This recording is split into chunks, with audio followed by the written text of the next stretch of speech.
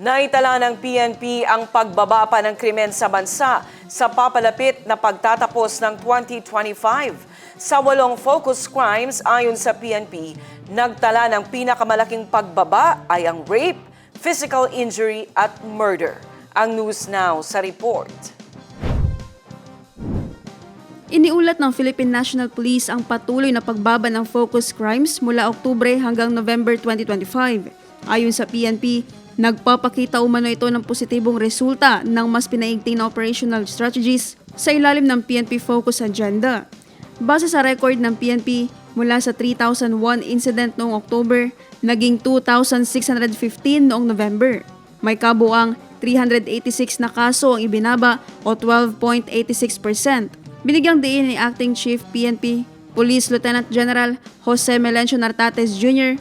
na malinaw na indikasyon aniyan ng mas pinaigting na presensya ng pulis, mas maayos na intelligence operations at mas matatag na polisiya sa pagpapatupad ng batas ang mga naitalang datos. Sa 8 focus crimes, nagtala ng pinakamalaking pagbaba sa rape, physical injury at murder.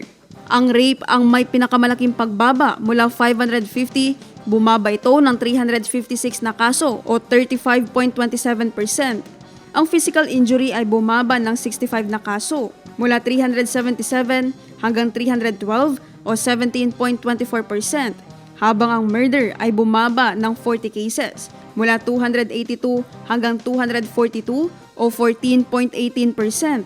Ang theft na karaniwang may pinakamataas na bilang ng insidente ay bumaba rin sa 110 na kaso mula 1,173 hanggang 1,063 o 9.38%. Ang tuloy-tuloy na pagbaba ng krimen sa bansa ayon sa PNP ay nagpapakita ng maayos at planadong enforcement efforts.